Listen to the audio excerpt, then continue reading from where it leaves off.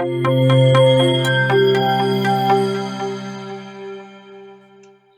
to this edition of The Citizen on the Record. This time we have two very senior journalists with us. There is Sashi Kumar, who's been a colleague in the profession for many years. He founded Asian Net, and which was really the country's first regional satellite TV channel.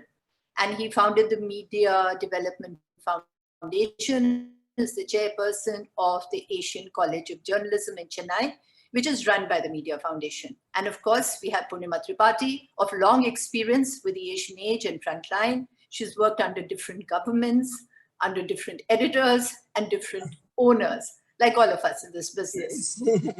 So from the embedded journalist in Iraq and now to the Godi media in India. So guys, when we joined journalism, we never really thought we are going to see this kind of a decline, right? We now, of course, when you look at it in hindsight, or even at that time, we felt at times that things were going wrong and that journalism was moving out from the fourth estate to become part of that holy crony capitalist world.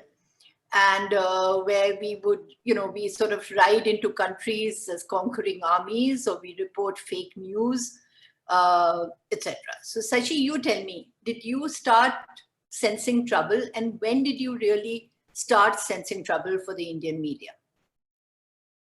Well, it's become a cliche now. It coincides with the coming to power of the BJP. Okay. It's almost like a synchronized development. It's not that everything was hunky-dory in the Congress. We've had, of course, a very dark chapter, the darkest yet, I like to think, in the 1970s under Indira Gandhi and the emergency. But I thought that was a lesson learned, and we wouldn't have to cross that kind of a bridge again. But here we are. And you said India, from fourth estate to Godi media, which is, of course, a problem. Fourth estate to becoming fifth column of the media is even worse. The media is against itself. A section of the media is subverting itself. We are eating into our own vitals. We're digging our own grave. That is an even greater concern. Why? Because of short-term, benefits. Of course, you want to be on the good side of those in power. It's fear on the one hand, and carrot and stick, as well, because huge advertisement ad spends by the government.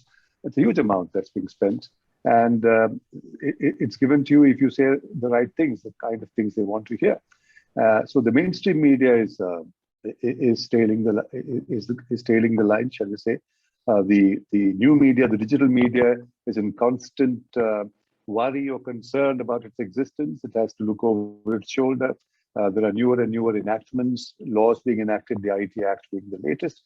So overall, the environment for the media is very inimical, and one is not surprised that we are now in the 30 lowest, countries in the world as far as the World Press Freedom Index is concerned. 150th, I think, and 180. There are some banana republics, below us. So that's no place to be for the media, which played such a crucial role in the independence struggle, where everyone who's, a freedom fighter in this country has either been a lawyer or a journalist or both, with hardly any exception, from Mahatma Gandhi onwards, everyone. And today, to reduce ourselves to this is pathetic. Right. So just taking on from there, Purnima, about the emergency, let's just go back there. There was this very, as Sashi has said, a good period for the media before that. We were fairly independent. We worked with excellent editors. And then came the emergency, which was the first sense of authoritarianism that the media felt. But we sort of collapsed under, right? Yeah. The situation now is worse than emergency, because in emergency it was declared. The government, the people wanted that the government wanted the media to be its mouthpiece, or else it would be behind bars. This time it's not even declared. It's not even announced. It's subtle. It's behind the curtains, and it's irresponsible. It's irresponsible. Look at the media. Whatever the government is doing, even if it is doing whatever authoritarianism it is using against the media, but why should the media be so spineless? This is what bothers me, actually. And the sort of debate I see in the electronic media, the sort of coverage I see in the print media also, I mean, it's devastating. Why are we losing our objective, neutral perspective of things? I mean, even if, I mean, it can't be that you are totally down on your knees and the government walks all over you. It can't be like that. I mean, at some point, people have to stand up and speak for what they see, what they hear, and what they understand about things existing in the country, which is not happening, which I find very disturbing, because it's like people are being led by some invisible forces, some invisible power, being controlled by invisible forces, which is a very scary thing for me, because media should be something which shows the mirror to you. It should be, and it should be allowed to show the mirror to you. But when the media is not doing that, this is taking us in the direction of complete authoritarianism. And I remember Advani's words many years ago, and he used the word undeclared emergency. Undeclared emergency, Seema, could be even more dangerous than emergency. And in a democracy, undeclared control over media, it could lead to very serious repercussions. Right. So, Sashi, sedition, arrest, intimidation, and then is on one side, which is used by the state or by individuals acting for the state or the cops on their own volition. And then on the other side are the owners who do not hesitate to fire you. Hundreds have been losing their jobs. And that has been going on actually for a longer period than the BJP. So how does this, I mean, I'd like you to just sort of go into how this impacts on the media, how this controls us, and how it brings in fear within us so that we're not able to act. Absolutely, Seema. The draconian laws are there, staring with the face. It's a small relief, of course, that the sedition law is now on, at least kept on freeze. But actually, in real terms, if you look at the number of people who've been charged on sedition, and you look at the number of people who've been charged both under the sedition law and UAPA, there's actually no relief. I mean, there's hardly very marginal relief, because the government makes sure that you charge one person under several draconian laws, so that if you manage a loophole and get out of one, you're still fixed on the other. So there's a totally intimidatory kind of climate. The chilling effect has been used as a cliche. I mean, it's true. In the October interim judgment by the Supreme Court on the Pegasus case, the Supreme Court, under the Chief Justice himself, headed by the Chief Justice, has actually marshaled the kind of dangers the media face. And in fact, I find that an excellent kind of understanding of the Indian media.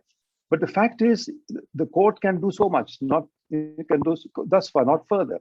When you have the executive bearing down on the media, abetted and aided by trolls on the social media and by raw street power, this is the kind of the atmosphere that I think Purnima was talking about.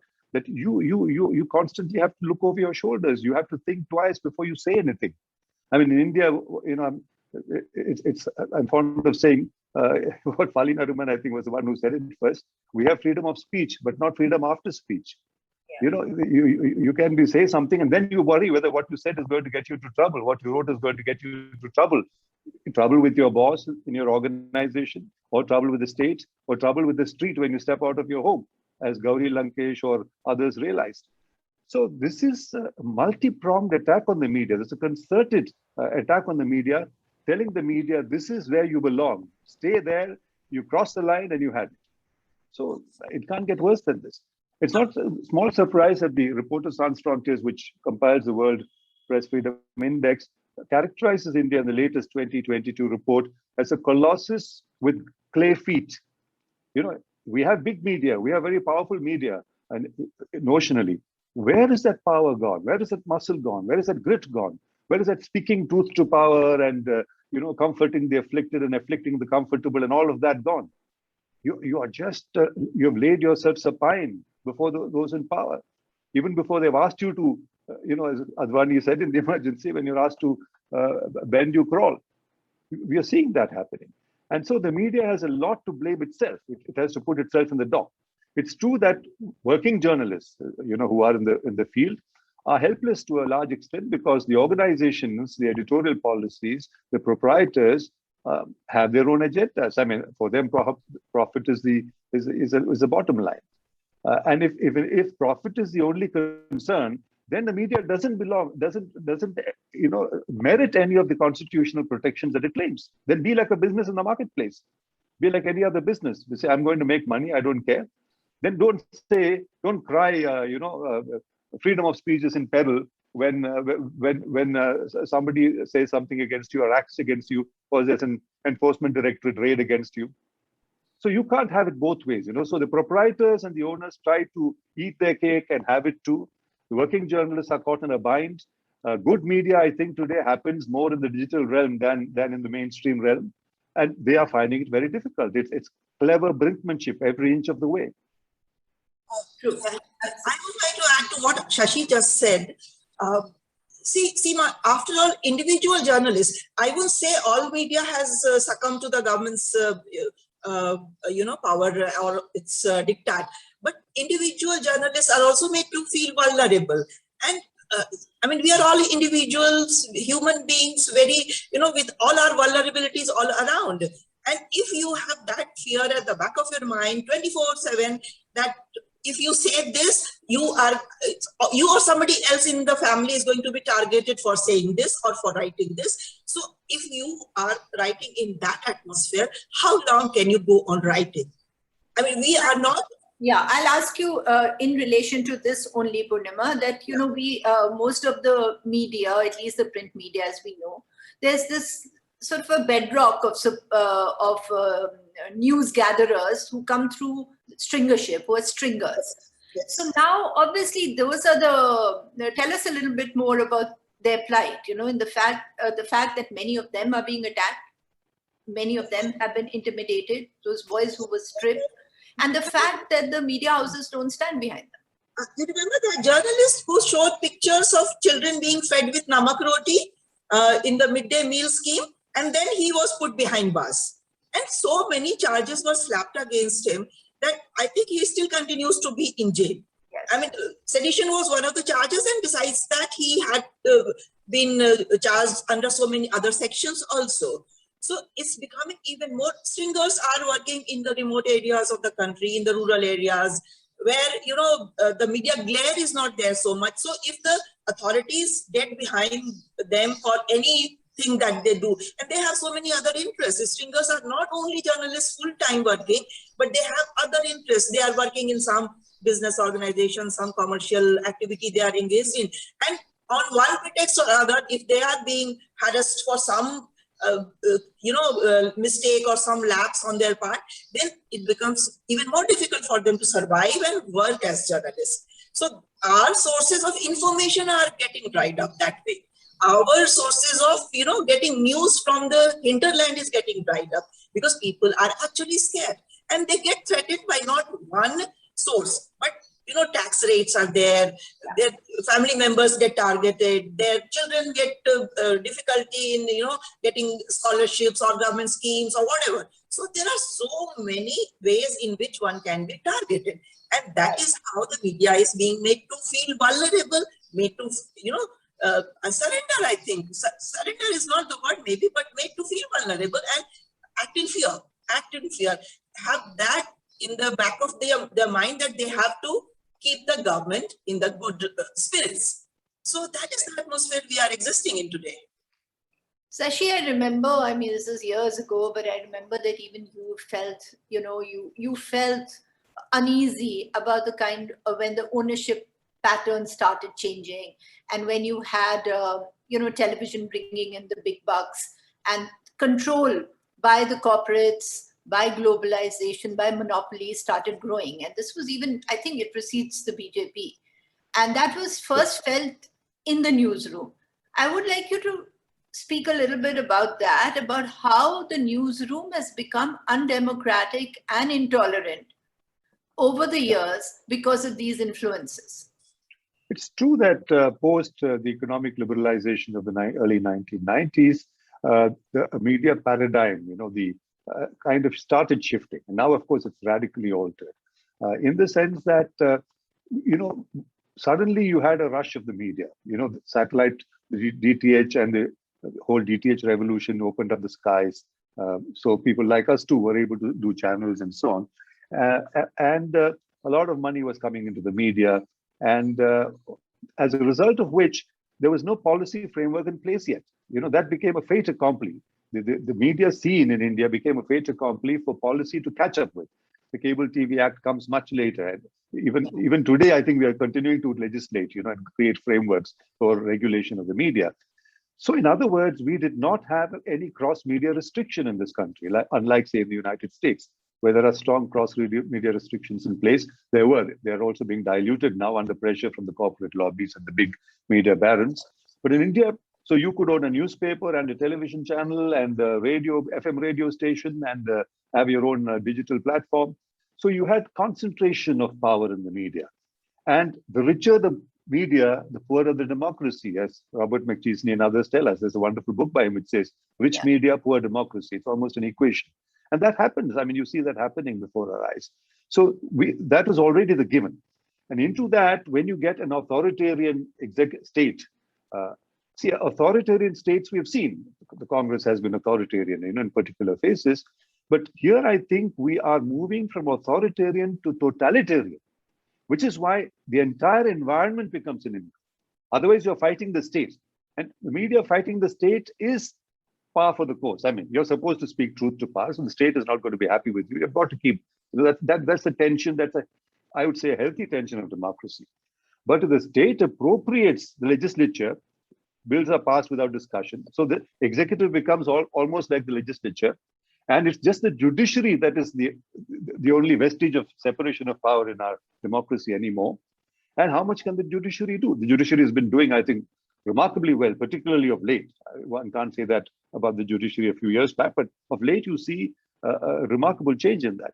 So the entire environment is towards a totalitarian information control regime, where paradoxically, freedom of speech is threatened, but freedom of hate speech is encouraged. I mean, if you want to speak, you can, and you have hate speech of a particular kind against a particular community, it's open season. You can do what you like, and nothing happens to you. In fact, the police will then argue that he has a right of freedom of speech. They almost sound like the philosopher who said, I don't agree with what you say, but I'll protect to my death your right to say it. The police might say it about these people. Right. No FIRs are launched. Nothing happens to these people. But as Purnima pointed out, if you draw a caricature, if you mention something, if you report, the food that's being distributed under COVID, you're hauled up. You're put behind bars for what? For sedition, for anti-national activity. So it's a sham. I mean, it would be funny if it were not so threatening. Yes, and that is what it is. It's become extremely threatening. And Purnima, when you have felt over the past the same kind of pressure from owners, from editors, which Sashi has referred to as in the past, but now the kind of pressure that you as a journalist feel is obviously far more, but more than that also is that the access, while you're sitting in Delhi, you don't have access. You don't have access to parliament. You don't have access to corridors of power. You don't have access to the Press Information Bureau. You don't have access to ministers. Yes, and that is what makes it even more difficult, Seema, because as an independent journalist, while one is part of an institution, one can still have some sources, one can still have some access to news, feeders. Now that I am an independent journalist, I find it even more difficult to work as an independent journalist, because now I have got my PIB accreditation, but it was stuck for many months. In fact, 2 years it was stuck, and they didn't allow me. So that made it difficult for me to move around, to go and meet ministers or officials. That is our news sources, isn't it? You go and meet them, have indirect, cordial conversations, and then you get your news tips, and then you work on them. So that is completely denied to you. And then if you are moving around and if you have no identity card sort of thing, you get stuck, you get caught somewhere, and then you will be treated as a criminal, because it will be treated as criminal trespass. and then you can be, put behind, bar for many other sections of criminal law. So that makes it even more difficult to survive. And what I find even more scary is Seema, that the media is being used to create a particular type of atmosphere in this country, to drive the public opinion to make an agenda, non-existent agenda, which the media is being made to create and divert attention from everything else happening in the country. This is what I find is more criminal than, just controlling. I mean, media is such a powerful tool in the hands of government today that it is creating a different sort of atmosphere of hate, fear, and of issues which are of no relevance to your or our life, or our day-to-day lives. Non-consequential topics are being raised, and then as part of an agenda, they are being, continuously, going on and on and on, diverting attention from what we actually should be talking about. Right. That is not happening. That is not happening. How would you explain this, Sashi? This sort of metamorphosis of, I mean, some of the guys that you see on television or the anchors every evening, I mean, there's no point in names because now I think it's a phenomenon. It's not individuals anymore. But they were perfectly decent, sort of hanging around kind of reporters before. And then over these last years, they've turned into this complete travesties of journalists. Yes, and they are, exactly like what Purnima was saying. So you have these journalists who are sort of so transformed, and they become raving, one-sided. I don't want to use the adjectives that are coming easily into my mind, but they are also indulging in fake news. And as Purnima said, they are whipping up communal passions. They're whipping up war scenarios. They are going against every tenet of journalism. Right, Sashi? Absolutely. What you're saying is a kind of least common denominator populism, at play, particularly in television studios. I think one must say that in television channels, and it looks like it's almost like an inexorable, force which drives all of them in the same direction. It's inexplicable, as you say. Some of them are decent. I mean, I'm sure all of them are decent people at the end of the day. But it's like some role play. You go sit in that studio and the lights turn on and you become Satan, overnight until the show's over. I've had occasions to talk to many of these people. I mean, I wouldn't name who. And I wonder, why is this man transforming into this, Hyde, this Dr. Jekyll, Mr. Hyde kind of, persona? Doesn't it, after a point, affect their own lives? So it's not, see, if they really and intrinsically believe that all that they were saying, it would be partly excusable. So it's a performance. It's a performance. It's a performance, and beguiling the people, cheating the people, setting agendas, abetting false causes, abetting dangerous causes, and that is what is so worrisome. So it's a performance, Sashi. I'm just interrupting you for a second, but it's a performance because they are they want, they want something from the owners or from the political. No, they want TRPs. They want TRPs. They find that the TRP, unfortunately, that's the media ecology. The TRPs come to you. I mean, if you say the vilest thing, you get the best TRPs, because people are, for whatever reason, curiosity, whether they agree with you or whether it's a mob lynch mentality, you get more and more visibility, you get more TRPs, and advertising therefore comes to you. And then it's also in sync with the political agenda of the times.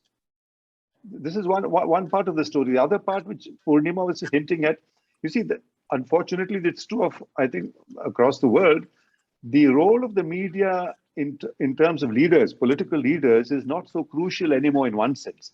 They don't bother about press conferences. Our prime minister hasn't given a press conference, nor have many of the others in different parts of the world, because they already have a direct connect with their constituencies. I mean, I get up and tweet in the morning. I can speak to my constituency, or write a blog, or do something on Facebook, go live on Facebook. In any case, the media will report me because I'm in power. So, the media's essential role has actually been removed because of technology. In one way, it's a chastening experience for the media. The media also was very arrogant at one time. The media thought they were running the world. It was a bit like, economist Tripathi Patnaik used to say this about the media, that it's like in Orissa, apparently there's a saying that the dog which walks under the shade of the bullock cart in a hot day, it walks under the shade of the bullock cart, thinks it is actually driving the bullock cart forward. He said the media is a bit like that. So That's a good one. that arrogance as well. But Yeah. now I think the media is in no position to be arrogant. They've been put in their place, and they are now. So I would say a section of the media sowed the wind, and they are now reaping the whirlwind. A section of the media is opportunistic. A section of the media, particularly that's what's worrying me, the younger generation, because I'm in a college where we teach journalists, they think this is the way to be in a TV studio. If you're not screaming and gesticulating and driving people around, you're not doing your job as an anchor. So all kinds of wrong role models are being set as well. Yeah. What do you think about this same issue, Purnima? Because it's interesting to see how this phenomenon is sort of unraveling itself. But look at the kind of damage they are doing to the country. Forget just to the media, to the country. Seema, first and foremost duty of a journalist should be what? Ask questions and get the right answers. Isn't this how we thought we should be starting out in the first place? Asking questions? Well, nobody is asking the right questions today. Nobody is getting the right answers today. People are asking questions which they are being told to ask, told by whoever. I mean, I won't take names, but people are asking questions which they are being told to ask, and then they are leading in all directions. So this is one dangerous direction that media is taking the country to. And look at the, if you people have been following the debates on Kashi Vishwanath and Gyanvapi in the electronic media, I mean, imagine how consequential is that issue to our life. How is that going to make a difference to the quality of life of a common man? The last person standing in the queue who is worried about his job, who is worried about the education of his children, his family's well-being and all. How is that Gyanvapi issue being going to help him in any of his life concerns? But no, the media is so obsessed with this debate right now, as if the entire country's future depends on that. And the worst part is people have started believing that their future actually depends on that. So this is one very dangerous stranglehold which media is sort of putting people in. People have started actually believing that, correcting the wrongs of 500, 400 years ago, which existed at that time, would be the right, agenda in their life. And then look at the consequences. How is that going to help them in any way whatsoever? People are turning into frenzied, human beings. They are losing their sense of direction and they are losing complete control over their sense of logic. This is what is worrying me. We are all becoming, I see people becoming robots now, which I find very scary. Yeah. So, to start now, sort of looking at a little bit on solutions, because I think it's very important now we end all our discussions and with a little bit of introspection, what we can do. Sashi, when we talk of today, we know that they are lousy editor. They're not editors anymore. They are people who are largely appointed by the corporate houses. We know that whole nexus between the politician and the corporate house and the so-called editors all complete. We also know that fake news is being passed off in mainstream, so-called mainstream media or big media as real news. We also know that there are anchors who are paid every night to whip up passions and sentiments. We also know that the media is extremely divided and it is scared and it is a little, not little, but very, very worried. What can be done? What do you think we can start doing as journalists in this profession to at least prevent the fourth pillar from completely crumbling? I think there has to be a reconnect between the people and the media to begin with. If the media is in danger, more than the media, the people should be concerned, because media is the fourth pillar of democracy for a good reason. Because the essential attribute of a democracy is a free media. If you can't say, if you say democracy in one breath, you must be able to say a free media in the next breath. Otherwise, that democracy is a sham. Elections don't make a democracy. Hitler was elected to power. We know many places where elections take place, but there's no free media. So free media, I'm convinced about this, is the sine qua non, is the qualifying, is a litmus test, for a democracy. And the people should be more concerned than the media. Media being in trouble, maybe an occupational problem, maybe one has to go and do something else in life.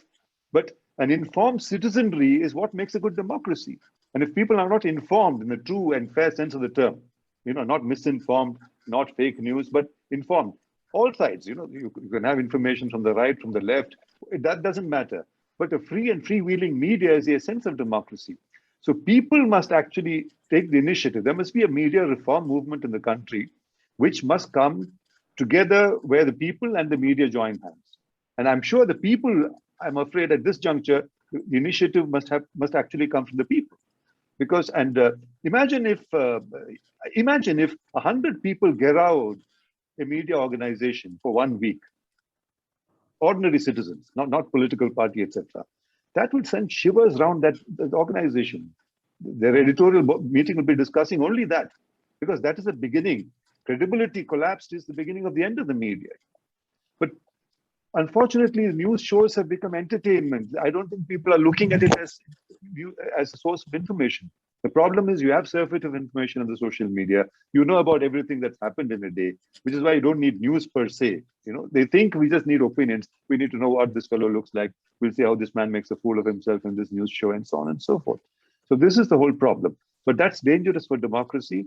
And at least there must be, of course, some political parties, I hope. I'm surprised because the BJP was one of those parties, whatever I think about the ideology of left or right, I thought would fight for a free media, because that was the agenda on which they came to power. The emergency was there for them to show, and in fact, one had sympathy for that. Most of their leaders were those who were with the Jayaprakash Narayan movement. They wrote pillion on the JP movement, and they fought for freedom of speech and expression. And for them to be seen, the optics that this party is suppressing the media, is against the media, is almost a contradiction in terms. And I would think that there is a good section politically, even in that organization, just as there is in other organizations politically. Plus, the man on the street, the common man, the people of the country who feel their democracy is in jeopardy, who must recognize that media has to be resuscitated, media has to be salvaged, media has to be put back, restored to its fourth pillar. The pillar is partly, the edifice is crumbling and the pillar is crumbling underneath it. So that pillar has to be there in order to call us as a democracy all over again. Purnima, do you think that the people have realized this? Or will realize this at least? No, I don't see any sign of that happening. But no, Seema, what I feel is, as media, we should continue wielding our tools. The tools could be the camera or the pen or the computer or the laptop or the mobile, whatever. But we should continue saying what we think should be said. We should continue writing what we think should be written, irrespective of what the consequences are. And people, sooner or later, I'm sure people. I mean, some people can be fooled for some time. All people can be fooled for some time, but all people cannot be fooled for all times to come. I mean, sooner or later, people would be, looking around and seeing what is happening. I mean, look at what is happening in Sri Lanka. Seema, when I follow the Sri Lanka politics today, I find such scary similarities with what is happening in India right now. And look at where they have now reached. So if, informed discussions, informed writing, informed, campaigns are run, in their own right, which I think we are doing in our own right.